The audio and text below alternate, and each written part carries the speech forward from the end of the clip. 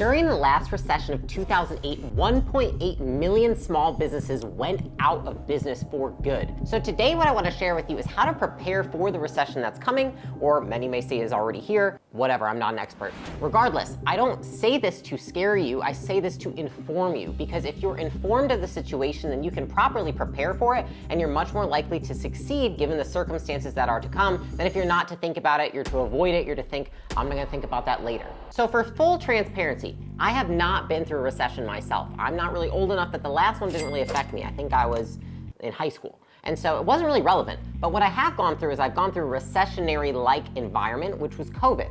And so I'm gonna share that story here in a couple minutes. To give you a little bit of insight as to how a recession affects businesses, here's a couple of the ways that it does. One is that unemployment goes up. What does that mean? That means that a lot of people lose jobs. What you see right now is that a lot of employees have the upper hand in terms of what they're asking to be paid and the fact that there's less of them to source from. What it changes to is typically there are fewer of them in demand, there's less jobs available, and you can pay less for the talent. The second thing that happens is that purchasing power goes down. You can already see that in a few articles that have come out. About 75% of Americans are saying that they're reducing their spending in preparation for a recession. And so what that means is that most people, they stop spending money on things that aren't necessary. Someone installing a pool, for example, probably not gonna do that during a recession. It's not necessary and it's a large capital expenditure. The third thing that happens is that typically manufacturing declines. The reason for that is because there's less people working, because businesses are cutting down, and so their ability to produce goods actually tends to go down. And ironically, sometimes then the prices also go up because they have less manufacturing, they have less people, so they're charging more to recoup their costs. So though I've never been through a recession, I can tell you about the time that I went through COVID. A lot of people ask, Layla, how was COVID when you owned a gym launch? And I was like, it was fantastic. We had brick and mortar gyms, it was great. No, it was absolutely freaking horrible. It was horrific. It was a bloodbath. Gym launch, brick and mortar gyms. That's who our clientele is. Prestige Labs services the clients of those brick and mortar gyms, so they sell those supplements through their physical locations. And then Alan, the software, was built to help people get people to show up to in-person appointments. So when COVID hit, it not only affected one business, it affected all three of our business drastically. Alex and I remember were on a walk, and it was about 2 days into COVID when we had heard COVID had hit, and people were saying there's a shutdown for like 2 weeks. And we were like, what do you think's gonna happen? We're like, 2 weeks? Yeah, probably gonna be longer than 2 weeks.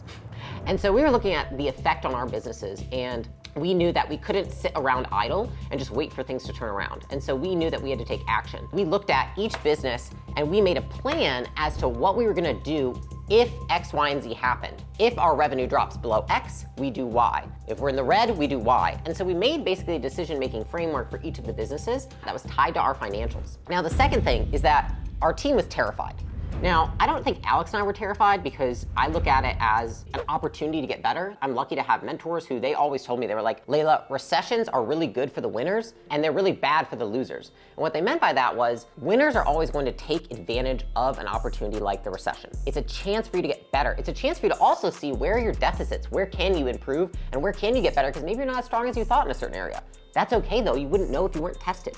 And so I look at this and I really think of our core tenet, competitive greatness. And I think back to why we created that core tenet, and a huge reason was going through, 2.5 years of COVID in a gym business and in brick and mortar services. It was rough, but what I saw is that period of time made our company stronger than any good times could have made it. And that is why winners utilize times like the recession. So if you feel scared and you feel afraid, that's totally fine, but you also have to understand there's such a huge opportunity here. This is an opportunity for you to strengthen yourself, to strengthen your team, and to strengthen your business.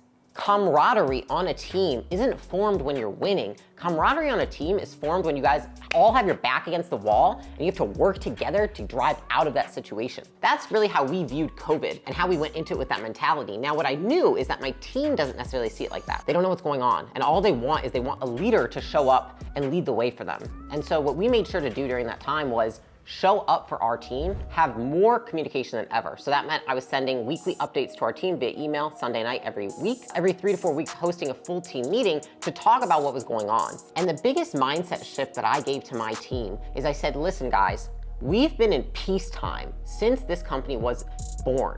We are now switching to wartime. Here's the things that are gonna change. One, we all work nights and weekends now. Why?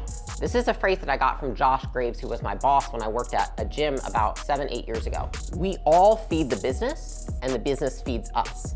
And that's what I told my team. I said, we all feed this business. Me and Alex don't just feed this business. We all feed this business together. If we want to make this work in one of the worst and hardest hit industries, we need to work nights and weekends. We're not doing any of these virtual happy hours. We're getting rid of all this like birthday, holiday celebrations. I know that sounds bad, but I'm saying for a short period of time, this is what we need to do, because we need all of our energy focused on how do we prevent our clients from going out of business and ultimately prevent ourselves from going out of business. And so that's what we did. And I explained the mindset shift from peacetime to wartime, and I put it out on slides, and I said, this is exactly the activities we're going to change.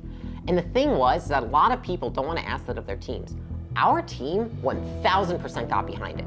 Every single person stepped up and rose to the occasion because they all understood. They're like, we all feed this business. If one of us slacks off, we don't have room for that right now. That person shouldn't be on the bus if they're slacking off, because the reality is it doesn't take a leader to get a business through a recessionary period. It takes an entire team to get through that recessionary period. So not just the leaders have to change their mindset, but the whole team has to shift their mindset. So on the other end of this, there was our clients, right? So at that point in time, we had about 1,000 high-end clientele in our gym launch program and 2,000 people selling our supplements on Prestige Labs. These are all brick and mortar gym owners. Alex and I jumped back in. We started hosting calls with our clients because what we felt like is they really needed to hear our voice during that time. And I think that a lot of people think, Layla, there's so much going on. I'm trying to save my business. I don't have time to take more calls with my clients and take more time with my team. You have to make time. Communication and messaging when times are hard is the #1 job of a leader. And a lot of people look past that and they say, I'm too busy. I've got to go figure out how to drive more revenue, figure out how to do all these things. The reality is you kind of have to go psycho bunny mode and work overtime and do both. Here's the 4 things that I would do tactically if I were preparing for a recession. 1 is I would make my plan now. What a lot of people do is they wait to make a plan of how they're going to adjust their business until when the bad thing comes. All of a sudden your business isn't making money and you're like, shit, what do I do? In that state, you're so emotional that you're not typically making good decisions. My CFO gave me this advice. She said, when you're thinking about preserving a business, you want to think about fat, muscle, bone. When your business drops to a certain amount of revenue, what revenue triggers that you would need to cut some of the fat? Maybe it's cutting fat like it's cutting positions because they're really just not needed because you don't have enough demand. The second level, once you get to this level where maybe you're breaking even, what are you going to cut out of the muscle? What activities and maybe key roles are not going to make sense to have when you're at that muscle level? It's not something you necessarily want to do, but it's going to make sure that you can preserve the business so it can be around to preserve the rest of the bones. And then the last level below that, which this is typically when a business might be in the red or on the verge of losing money, the bone. What are the fundamental things that, though they seem like they are necessary for the business, if I try to sustain them, I might put the rest of the business under? Listen, guys, I know that's not fun to think about, but you want to think about it now so you make sound decisions rather than thinking about it when you're in an emotional state and then you probably make the wrong decision. The second thing is making the message about what is wartime and what is peacetime. Now, if you want to reference this, Ben Horowitz has a great book called The Hard Thing About Hard Things, where he talks about what a peacetime versus a wartime leader is.